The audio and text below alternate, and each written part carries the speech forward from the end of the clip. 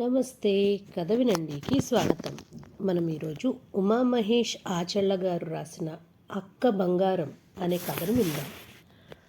అపరాహ్న వేళ బంగారి పరిగెడుతోంది. నుదుటి మీద నుంచి జారే చెమటని, పుస్తకాల సంచి బరువుని ఓడిస్తూ, పెదవులపై విచ్చుకున్న నవ్వు, కళ్ళల్లో వెలుగు తోడురాగా స్కూల్ నుంచి ఇంటికున్న కిలోమీటర్ దూరం ఆమె తల్లో కనకాంబరం దండలో దారమంత చిన్నదనిపించేలా పరిగెడుతోంది. నువ్వింకా ఆడపిల్లవి, ఈ గెంతులు పరుగులు మానేయాలి అని వారం క్రితమే నానమ్మ చెప్పిన మాటలు గుర్తున్నా పరిగెడుతోంది. ఓయ్ బంగారి, నీకు తమ్ముడు పుట్టాడే, వెళ్ళాలని ఉంటే వెళ్ళు, హాజరు వేస్తాలే అని మాస్టర్ అన్నదే తడవుగా మొదలైంది ఆ పరుగు. గులాబీ రంగులో బిగించిన పిడికిళ్లతో పెరటిపాకలో తన పక్కలో హాయిగా నిద్రపోతున్న తమ్ముణ్ణి మురిపెంగా చూపిస్తూ నీరసంగా నవ్వింది బంగారి తల్లి. ఇంతలో నానమ్మ పరుగు పరుగున వచ్చి పురిటి స్నానం అయ్యే వరకు తమ్ముణ్ణి ముట్టుకోవడానికి వీల్లేదని బంగారిని హెచ్చరించింది. అతి కష్టం మీద ఆ 10 రోజులు తమ్ముణ్ణి దూరం నుంచే చూస్తూ గడిపిన బంగారి ఆ తర్వాత మాత్రం వాణ్ణి వదల్లేదు. స్నానమయ్యాక సాంబ్రాణి పొగ తనే పెట్టటం, వాడి బుల్లి బుల్లి వేళ్ల మధ్యలో తన వేలు పెట్టి వాడు గట్టిగా పట్టుకుంటే ఆ మెత్తటి స్పర్శకి మురిసిపోవటం, తెల్లవారుజామున 4 కల్లా లేచిపోయి తమ్ముడికి తన వేలితో తేనె చుక్క పట్టించడం, వాడు తన వేలుని ఆత్రంగా చప్పరిస్తూ ఉంటే తను ఆకలి మర్చిపోవటం, ఇలా బంగారికి కాలం కాంతి కన్నా వేగంగా పరిగెడుతూ మరో 4 ఏళ్లు గడిచిపోయాయి.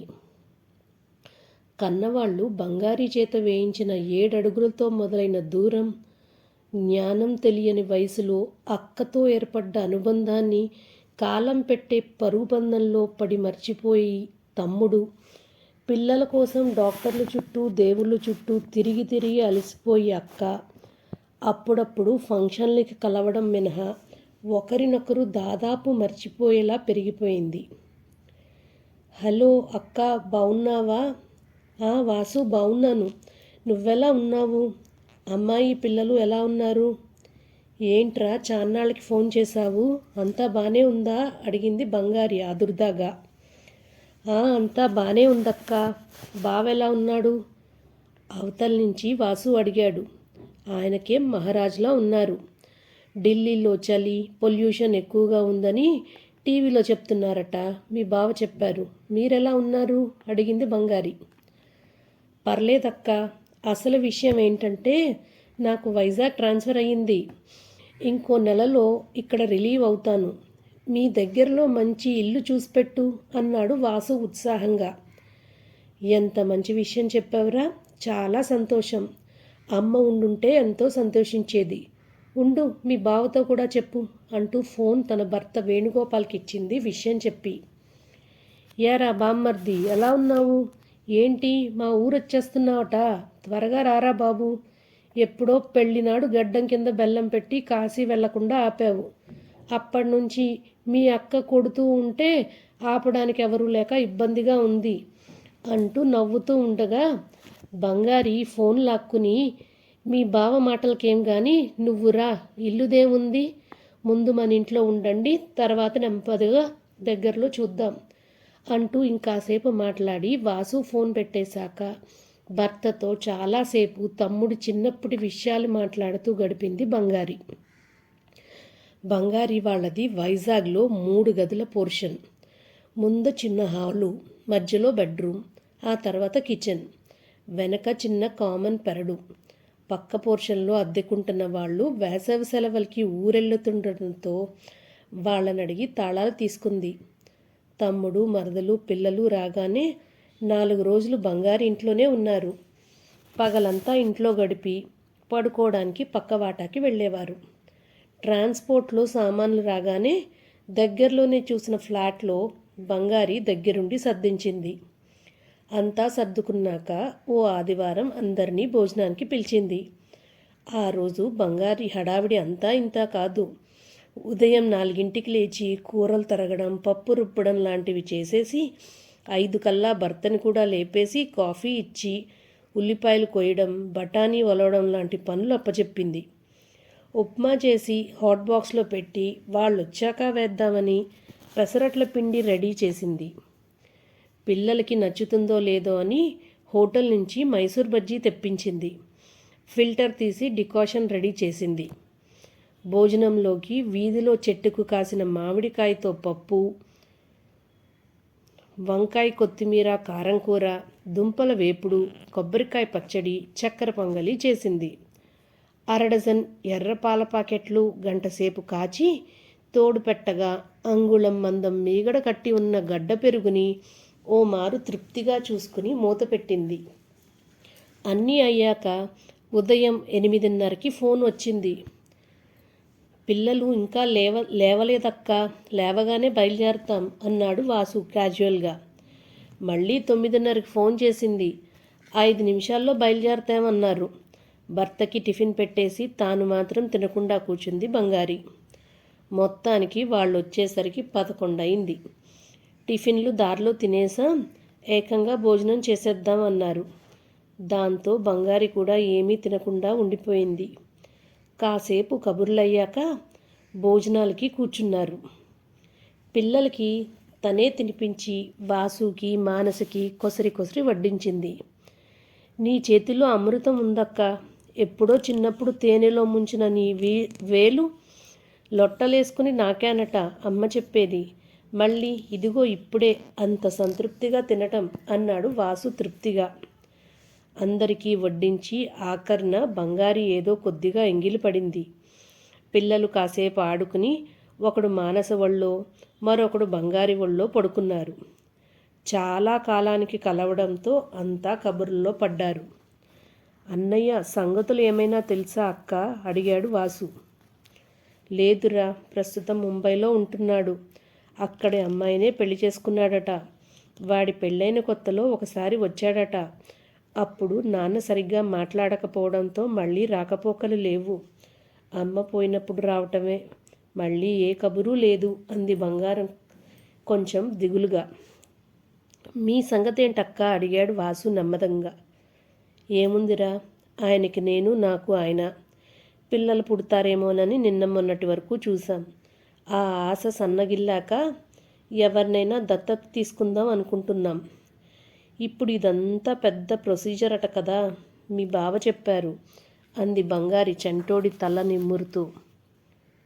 ఓ పని చెయ్యక్క, నీకు నచ్చినంతకాలం వీణ్ణి నీ దగ్గర అట్టే పెట్టుకో అన్నాడు వాసు నవ్వుతూ బంగారి ఒళ్ళో ఉన్న పిల్లాడిని చూపిస్తూ.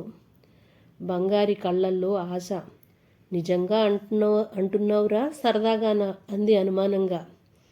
నీతో సరదాగా అంటానా అక్క, సీరియస్గానే చెప్తున్నాను. కావాలంటే మంచి రోజు చూసి ఫార్మల్గా దత్తత కూడా తీసుకో. వాడు నా దగ్గర ఉంటే ఒకటి, నీ దగ్గర ఉంటే ఒకటినా? పైగా మానస కూడా ఇద్దరినీ సమర్థించలేక ఇబ్బంది పడుతోంది అని వాసు అంటూ ఉండగా మానస చిన్నగా దగ్గింది. అందరూ ఆమె వైపు చూశారు. ఏమండి వెళ్దామా అంది పొడిగా. అయ్యో, మాటల్లో పడి మర్చిపోయా, ఉండండి టీ పెడతా అంటూ పిల్లాన్ని ఎత్తుకుని లేవబోయింది బంగారి. ఆమె చేతుల్లోంచి పిల్లాన్ని తీసుకుంది మానస. బంగారి టీ పెట్టి తెచ్చింది. అందరూ తాగారు. ఎంత బతిమాలినా మానస టీ తాగలేదు. వాళ్ళ కారు వీధి మలుపు తిరిగే వరకు వీధిలోనే ఉండిపోయింది బంగారి.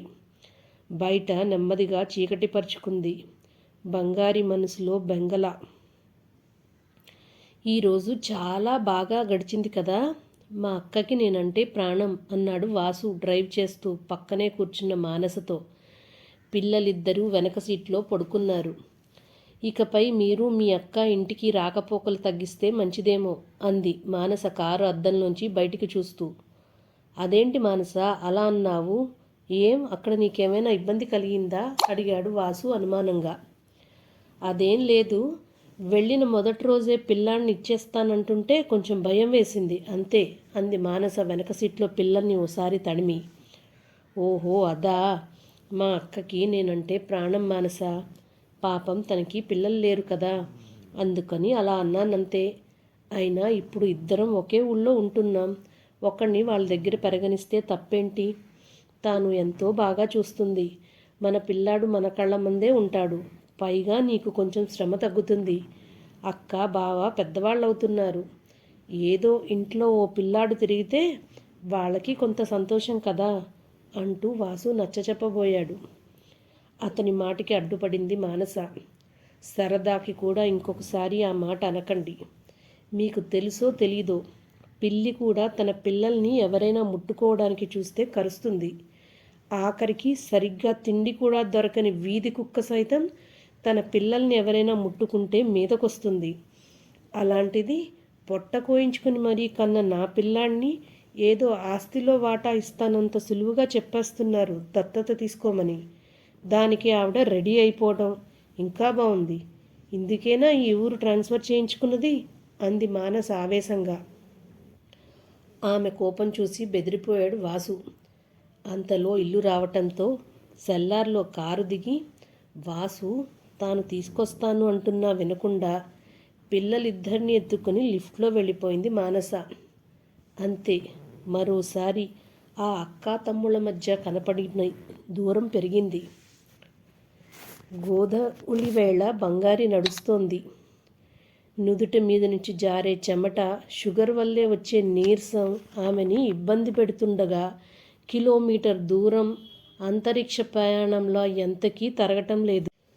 కాలింగ్ బెల్ మోగటంతో తలుపు తీసిన వాసు అక్కని చూసి ఒక్క క్షణం కంగారుపడి వెంటనే తేరుకుని రా అక్క అంటూ పక్కకి తప్పుకున్నాడు.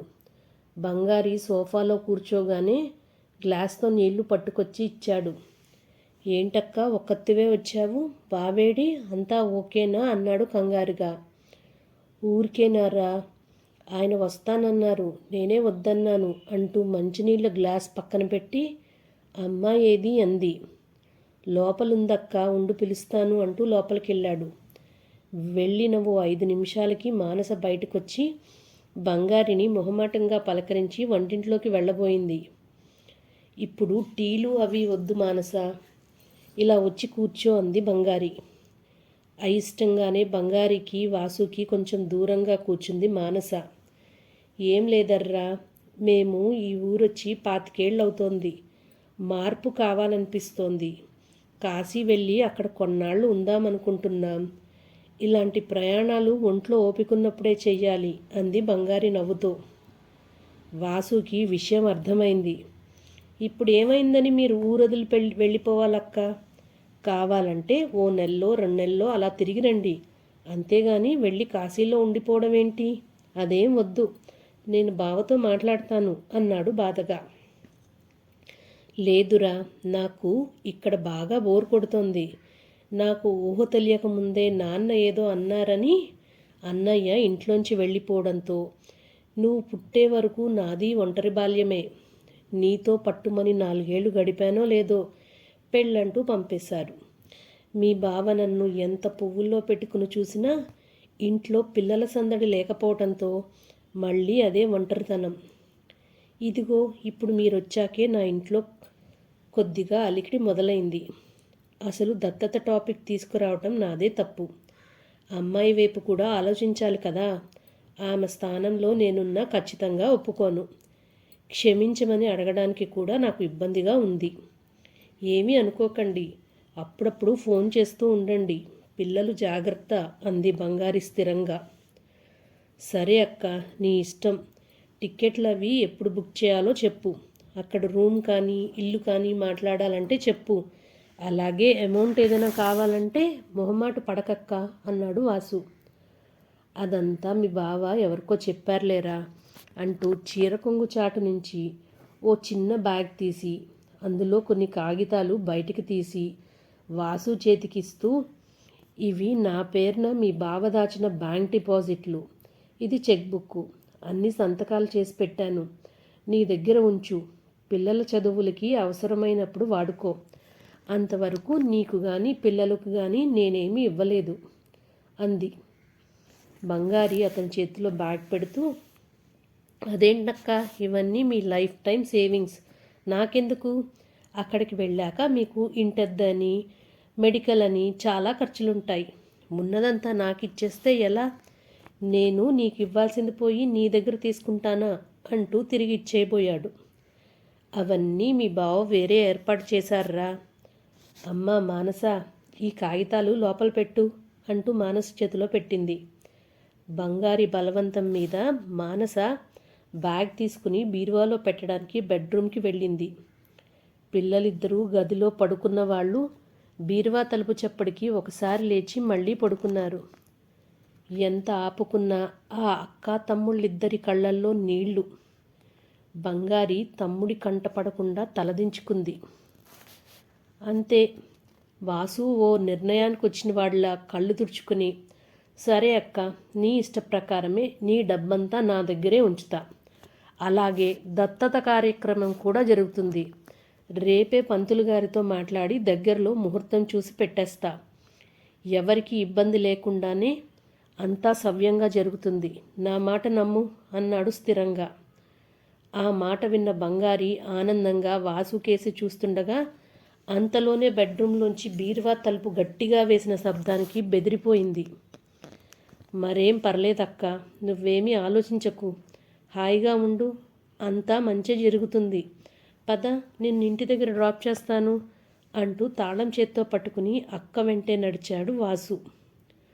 బంగారి ఇల్లంతా పూలదండలతో తోరణాలతో కలకల్లాడిపోతోంది. చాలా కాలానికి ముంబై నుంచి అన్నా వదిన వచ్చారు. వచ్చిన వాళ్ళంతా వీధిలో టెంట్లు వేసిన కుర్చీల్లో కూర్చున్నారు. భోజనాలు క్యాటరింగ్కి ఇచ్చేద్దామని అందరూ చెప్పినా వినకుండా బంగారే తెల్లవారి 2కు లేచి పక్కింటామె సాయంతో పంతులు గారు వచ్చే లోపల వంట మొత్తం పూర్తి చేసేసింది. పంతులు గారు శ్రావ్యంగా చదువుతున్న మంత్రాలతో వీధి హాల్లో దత్తత తంతు నడుస్తోంది. ఎదురుగా మానస కూర్చుని చూస్తోంది. అపుత్రస్య మే పుత్రిత్వ సిద్ధ్యర్థం పుత్ర స్వీకరణం కరిష్యే. దత్తత మంత్రం సహితంగా మేనమామ చేతుల మీదుగా వాసుని దత్తత స్వీకారం అందుకున్నారు వేణుగోపాల్ బంగారీ దంపతులు. బంధువులతో బంగారి చేసిన పెసరపప్పు బూరెలు, మామిడల్లం పులిహోర గుమగుమలతో ఆ ఇంటికి పండగొచ్చింది. తల్లిదండ్రులు కొడుకు దగ్గర ఉండడమే న్యాయం కదక్కా. ఇక నుంచి అందరం కలిసే ఉందాం. కాశీ అన్నపూర్ణని దర్శించుకుని త్వరగా వచ్చేయండి ప్రేమగా అన్నాడు వాసు. మిట్ట మధ్యాహ్నం ఎండని సైతం లెక్క చేయకుండా వీధిలో మామిడి చెట్టు కొత్త చిగుర్లు ఆహ్లాదంగా కదులుతున్నాయి. అలసట లెక్క చేయని బంగారి మొహంలోని సంతోషపు ఛాయల్లా. పక్కన పుట్టిన పుణ్యఫలం, అక్కంటేనే అమ్మతనం. కథ సమాప్తం.